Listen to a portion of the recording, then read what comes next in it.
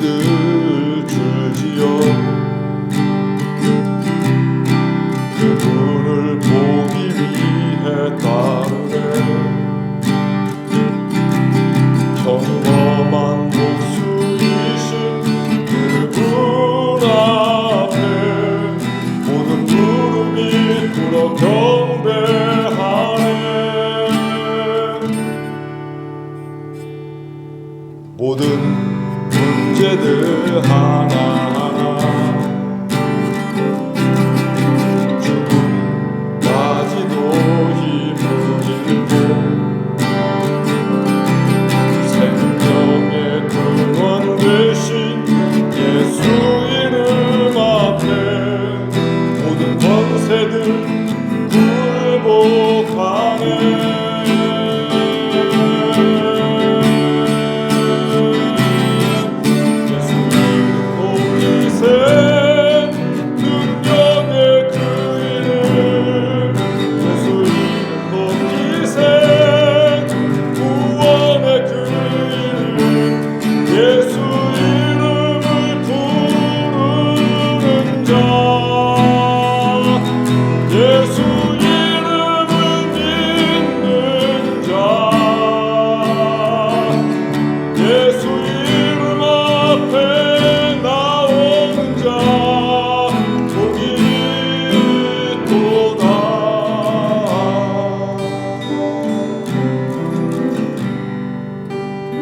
나의 계획이 실패하고 나의 소망이 끊어질 때 삶의 주관자 되신 그분 앞에 나의 무릎을 꿇어 경배하네. 나의 삶을 그분께 맡길 때 비로소 나의 마음은 평안해. 구원의 반석 되신 예수의 이름을 소리 높여 찬송하네.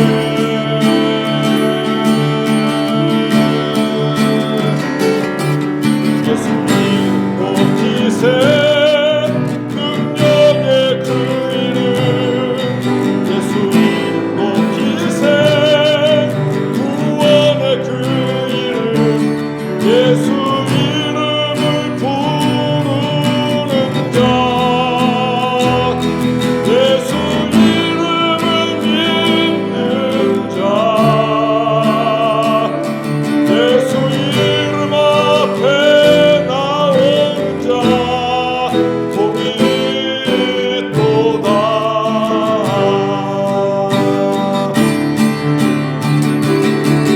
예수 이름 높이세. 능력의 그 이름 예수 이름 높이세. 구원의 그 이름 예수 이름을 부르는 자 예수 이름을 믿는 자 예수 이름 앞에 나온 자 복이 있도다. 구원의 이름 능력의 이름 그 이름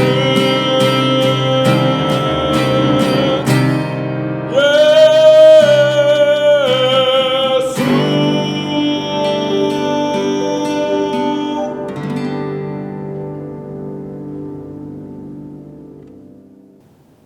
들녘 정채봉.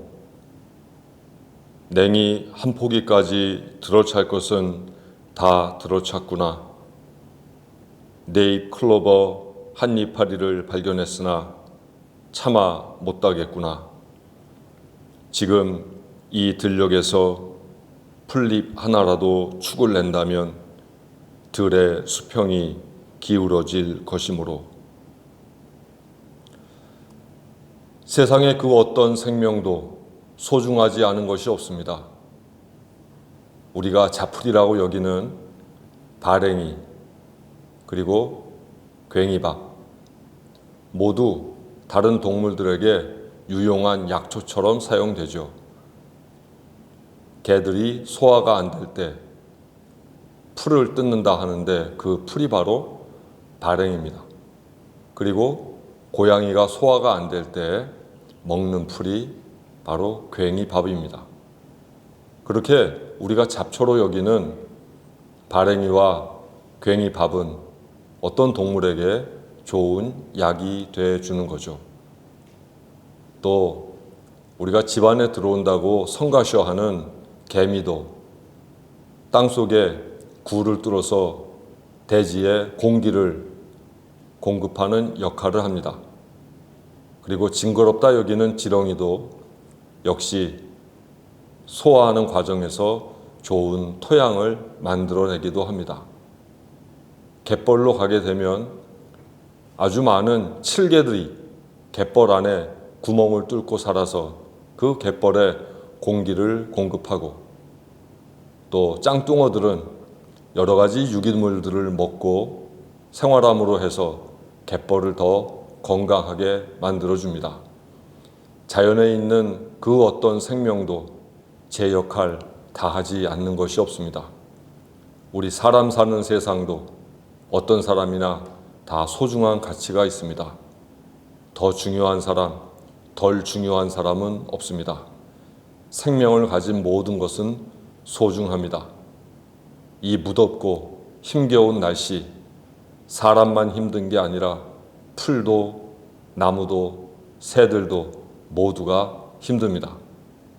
나 하나 힘들다 하여 우리 짜증내지 말고 세상 모든 만물들 돌아보면서 그것들도 제대로 건강하게 살아갈 수 있도록 함께 기도해 줄 아는 것이 우리 그리스도인 아니겠습니까? 이 예배를 통해서 그런 큰 아량을 품게 되기를 간절히 기도합니다.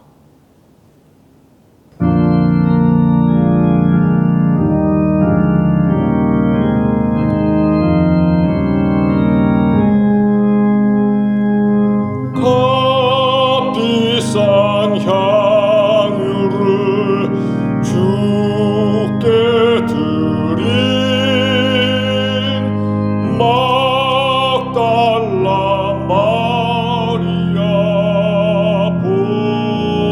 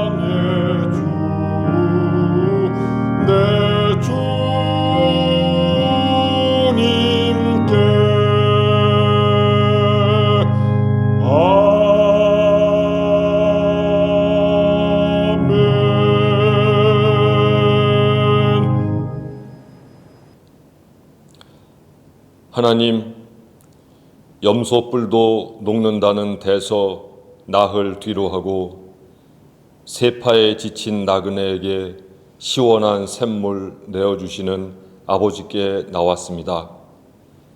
해 뜨기 전과 해 진 후 아니고서는 감히 태양 마주할 용기 나지 않고 태운 만큼 뜨거운 더위, 늦은 밤 되어도 식을 줄 모릅니다.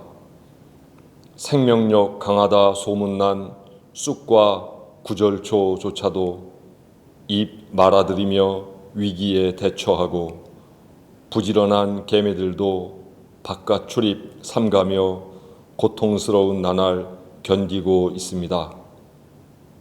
칡넝쿨 이용해 거미줄 친 호랑거미, 칡잎 밑에서 쉬고 돌아다니기 좋아하는 제비나방도 북나무 만들어 놓은 그늘에서 지친 날개 펼치고 숨 고릅니다.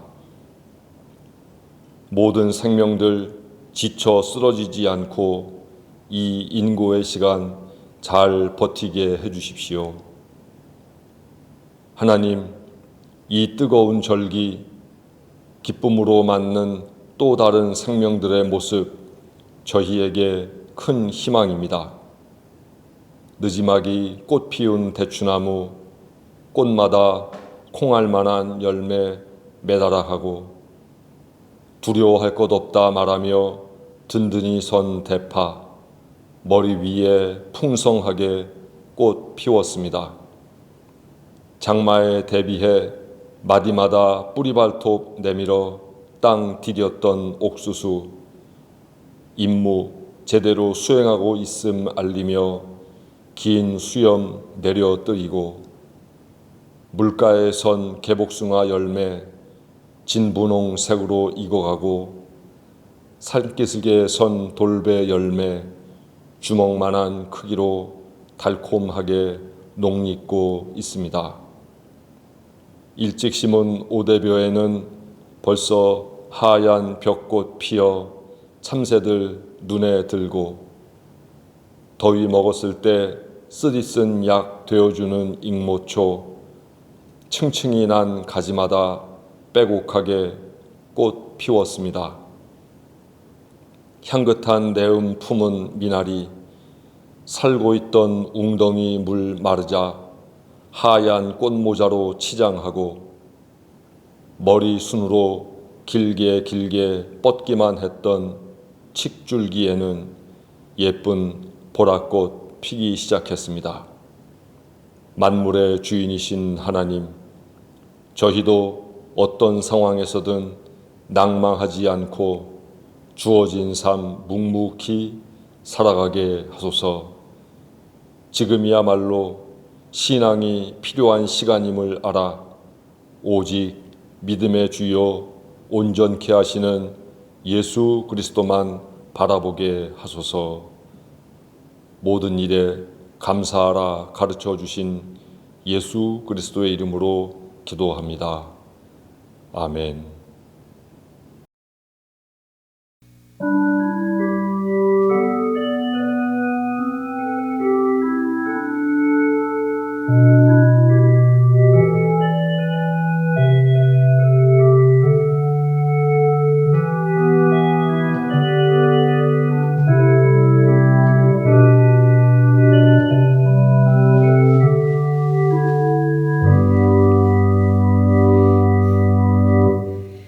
그리스도께서 우리를 해방시켜 주셔서 자유를 누리게 하셨습니다. 그러므로 굳게 서서 다시는 종살이의 멍에를 매지 마십시오.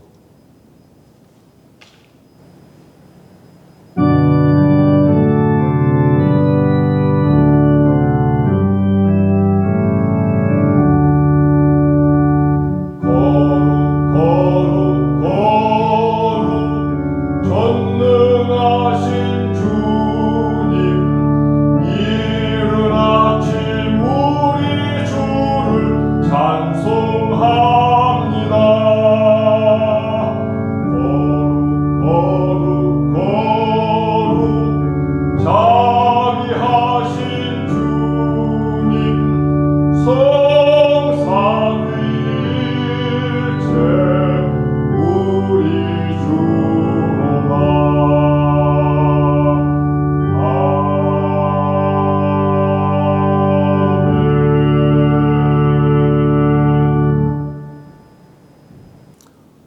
오늘 하나님께서 주신 성경 말씀은 마태복음 24장 1절부터 14절에 있는 말씀입니다. 예수께서 성전에서 나와서 가실 때에 제자들이 성전 건물들을 가리켜 보이려고 나아오니 대답하여 이르시되 너희가 이 모든 것을 보지 못하느냐?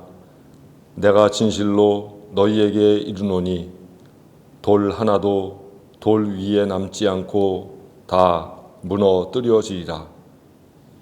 예수께서 감람산 위에 앉으셨을 때에 제자들이 조용히 와서 이르되 우리에게 이르소서 어느 때에 이런 일이 있겠사오며 또 주의 임하심과 세상 끝에는 무슨 징조가 있사오리이까? 예수께서 대답하여 이르시되 너희가 사람의 미혹을 받지 않도록 주의하라. 많은 사람이 내 이름으로 와서 이르되 나는 그리스도라 하여 많은 사람을 미혹하리라. 난리와 난리 소문을 듣겠으나 너희는 삼가 두려워하지 말라. 이런 일이 있어야 하되 아직 끝은 아니니라. 민족이 민족을, 나라가 나라를 대적하여 일어나겠고 곳곳에 기근과 지진이 있으리니 이 모든 것은 재난의 시작이니라. 그때에 사람들이 너희를 환난에 넘겨주겠으며 너희를 죽이리니 너희가 내 이름 때문에 모든 민족에게 미움을 받으리라. 그때 많은 사람이 실족하게 되어 서로 잡아주고 서로 미워하겠으며 거짓 선지자가 많이 일어나 많은 사람을 미혹하겠으며 불법이 성함으로 많은 사람의 사랑이 식어지리라. 그러나 끝까지 견디는 자는 구원을 얻으리라. 이 천국 복음이 모든 민족에게 증언되기 위하여 온 세상에 전파되리니 그제야 끝이 오리라. 아멘. 예루살렘 성전은 예로부터 아름답기로 소문이 났었습니다. 대리석으로 만들어진 그 옛날 모습, 지금도 예루살렘에 가면 성전이 있던 그 서쪽에 통곡의 벽이라고 하는 곳이 있는데 그 돌들과 배열들 그리고 그 색채를 보면은 지금도 빛이 난다 할 만큼 아름답습니다. 그래서 유대 역사가 요세푸스는 이전에 그리고 이후에도 본 적이 없는, 들은 적도 없는 그런 가장 놀라운 건물이라고 찬탄하기도 했습니다. 그런데 오늘 본문 2절에 보면 불행하게도 이 예루살렘 성전이 무너질 것이다 예수께서 예언하고 계십니다. 우리가 아는 것처럼 예수 그리스도의 예언대로 서기 70년에 이 예루살렘 성전은 로마 군대에 의해서 파괴됩니다. 성전이 파괴되기 전 제자들은 성전이 파괴된다 하는 예수 그리스도의 예언을 듣고 잠옷 큰 충격을 받게 되었습니다. 그럴 것이 이 예루살렘 성전은 단지 건축학적으로 아름답고 광채가 나는 곳일 뿐만 아니라 그곳은 유대인들의 삶의 중심지였기 때문입니다. 유대인들의 삶은 예루살렘 성전을 기초로 하여 이루어졌기 때문입니다. 모든 정치와 문화 그리고 직업, 생로병사 이 모든 일상들이 성전과 연관되어 있었습니다. 그런 성전이 파괴될 것이라는 말씀은 제자들뿐만 아니라 유대인들에게도 대단히 큰 충격이었습니다. 아마도 그들은 예레미야서, 미가서에 있는 솔로몬의 성전, 즉 제1성전이 파괴될 것이라고 하는 예언을 떠올리게 되었을 것입니다. 예레미야 때 바빌론 제국이 침공하여 이 솔로몬 성전, 즉 제1성전을 파괴시켰기 때문에 혹시 예수 그리스도의 성전 파괴 예언이 이루어지지는 않는지 그들은 대단히 염려하며 큰 충격을 받았을 것입니다. 그래서 제자들이 예수께 묻습니다. 이런 일이 언제쯤 일어나겠습니까? 그러자 예수께서는 성전이 파괴될 즈음에 시대적 현상들을 통해서 그 시기가 언제쯤일지를 예고해 주십니다. 여러 가지 현상들이 있지만 그것을 요약해 보면 내적인 현상, 외적인 현상으로 나누어 볼 수 있습니다.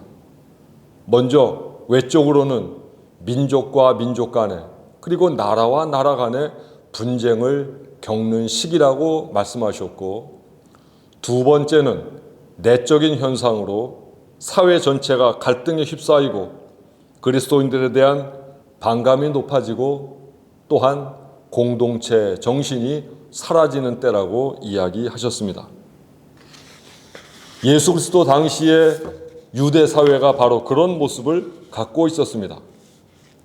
외적으로는 로마 제국이라고 하는 외부 세력이, 거대 세력이 고대 근동 지역을 점령해 나가면서 이스라엘을 지배하고 있었습니다. 내적으로는 유대 사회가 분열 양상을 보이고 있었습니다.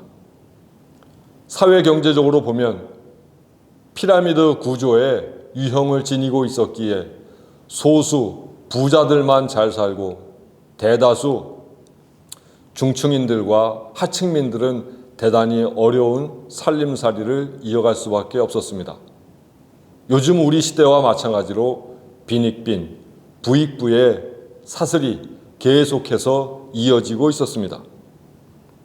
또한 도시와 시골 간의 격차가 크게 벌어지고 있었고, 종교적으로도 평신도 중심으로 신앙생활을 영위하려고 했던 바리새인들과 정치적, 행정적인 지향점을 지니고 살았던 사두개인들의 반목이 있었습니다. 그리고 바리새인, 사두개인과는 절연하고 관계조차 맺지 않으려고 하는 에스네파 사람들도 있습니다. 종교적으로도 그와 같이 사분오열된 상태였습니다. 여자와 아이들은 사람 취급을 받지 못했고, 외국에서 살러 온 이들도 역시 열악한 처우 가운데 살 수밖에 없었습니다. 신체적으로 장애를 지닌 이들은 죄인이라 여김을 받게 되었고, 또한 목수, 목자와 같은 이들은 천한 직업이라 하여 사람들에게 늘 소외받고 있었습니다. 이와 같이 당시의 유대 사회는 외적인 또 내적인 어려움을 겪으면서 그들이 감내해야 할 여러 현상들에 대해서 대단히 고통스러워하고 있던 바로 그런 때였습니다. 이런 모습들을 보면서 예수께서는 성전 파괴에 대한 예언을 하셨던 것입니다. 하지만 예수께서 이와 같이 성전 파괴에 대하여 얘기하신 것은 그 안에 또 다른 속뜻이 있었고, 그렇게 왜곡된 사회의 현상을 헤쳐나아갈 수 있는 해법을 전해주시고 있다는 것을 우리는 기억해야 합니다. 이 해법은 전례 없는 고난의 시간을 겪고 있는 우리에게도 적용됩니다.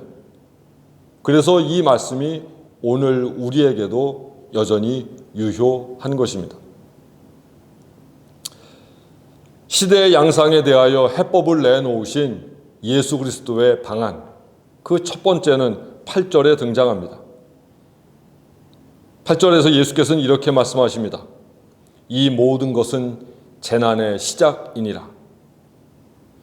재난이라고 하니까 어떤 자연적인 재해 또는 사회적인 재해 이런 것들만 이야기하게 될 텐데, 이 본문을 본래의 히라보 본문으로 보자면은 거기에 또 다른 속뜻이 있음을 알게 됩니다.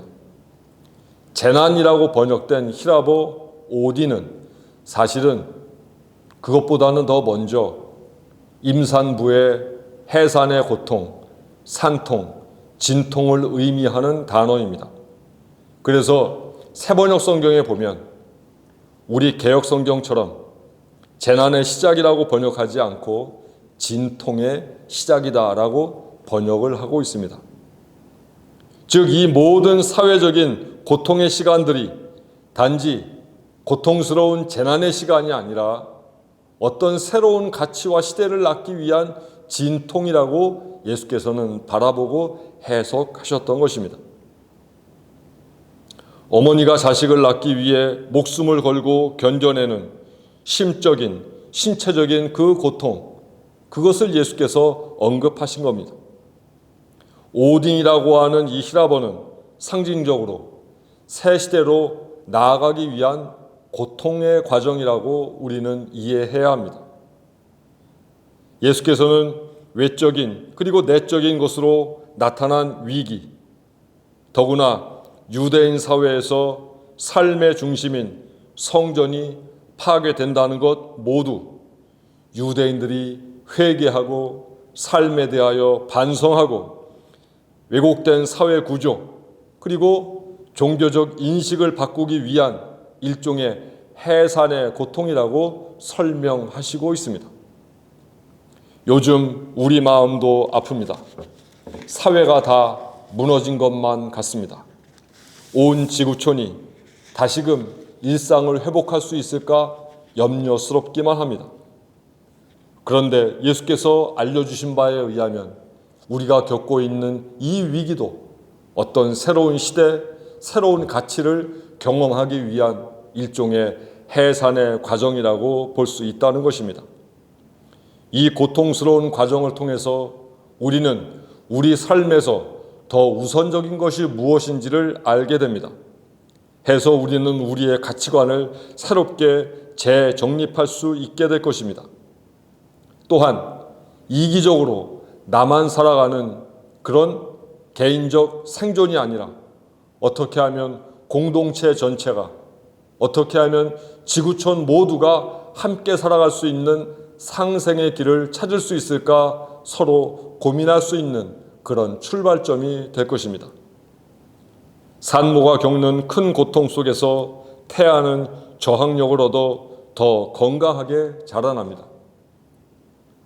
달걀이 부화하게 될 때 어미가 껍질을 깨주지 않는 까닭은 안에 있는 병아리가 스스로 고통을 통하여 부리로 껍질을 쪼아내야만 더 건강하게 독립할 수 있기 때문입니다.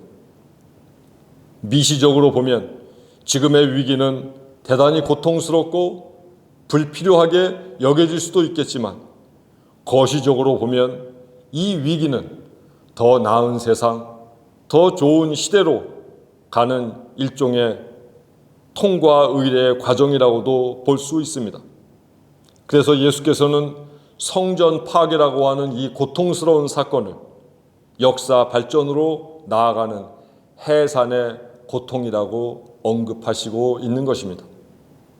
산모가 고통을 통해서 사랑스러운 아이를 낳게 되는 것처럼 지금 우리가 지나는 이 어둠의 터널도 분명히 새로운 세상, 새로운 가치, 더 나아진 사회를 위한 어쩌면 꼭 필요한 과정일지도 모릅니다. 예수께서 말씀하신 두 번째 해법은 13절에 등장합니다. 거기에서 예수께서는 이렇게 말씀하십니다. 끝까지 견디는 사람은 구원을 얻을 것이다. 여기서 제가 주목하는 단어는 바로 견딘다입니다. 견딘다로 번역된 히라버 휘포메노는 그 안에 세 가지 뜻이 있습니다.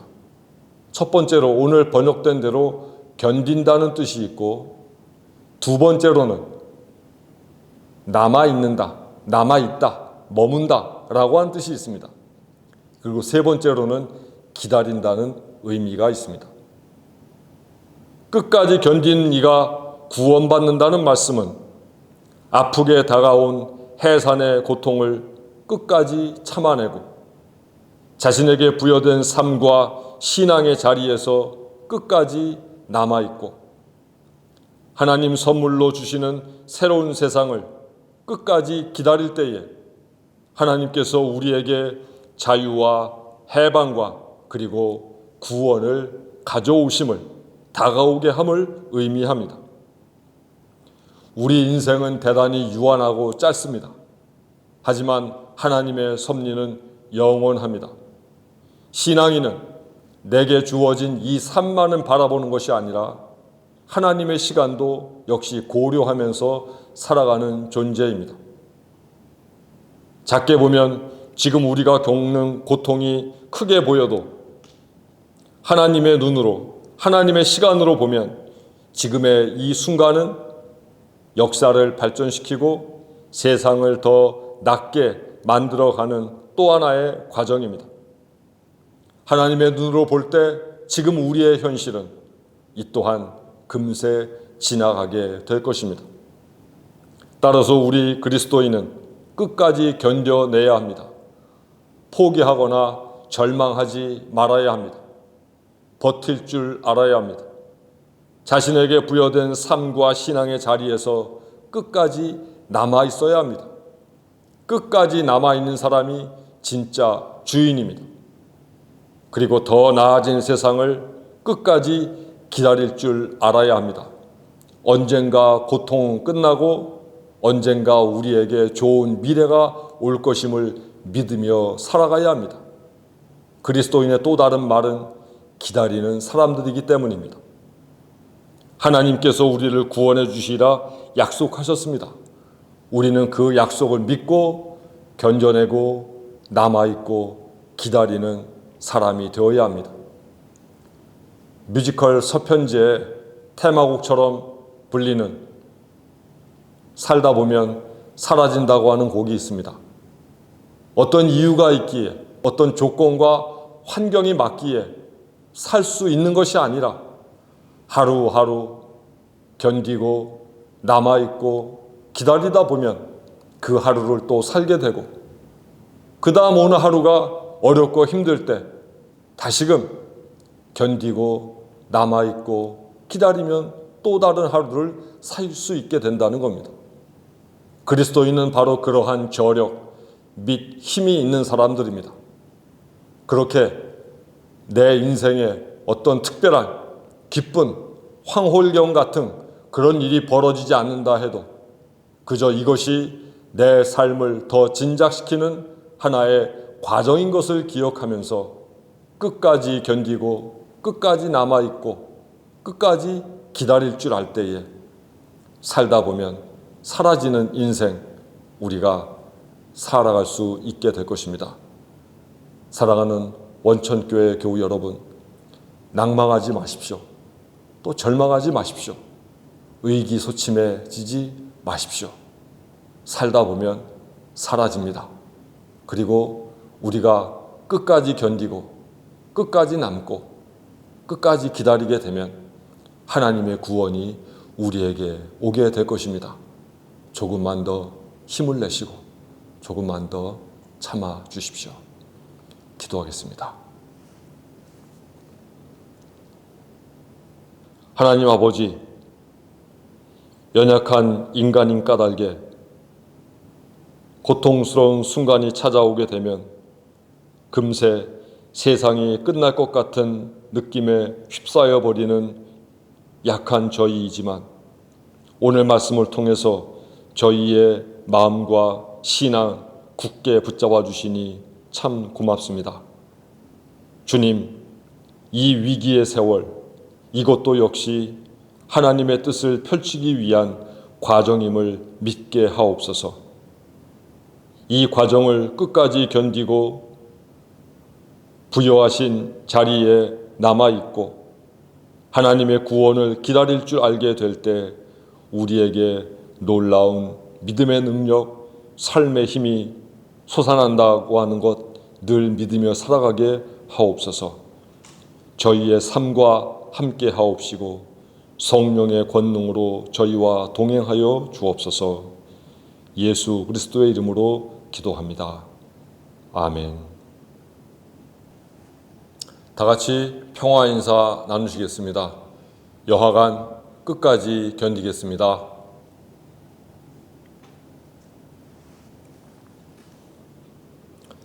예수 그리스도를 본받아 사십시오. 언제 어디서나 누구에게나 그리스도인이 되십시오. 모든 일에 감사하며 사십시오. 나뭇가지 부러지면 그곳에 옹이 생겨 더 단단한 나무로 성장하듯 지금 우리가 겪는 시련은 분명 우리를 더 나은 세상으로 인도할 것입니다. 하나님의 구원을 믿고 끝까지 견뎌내십시오.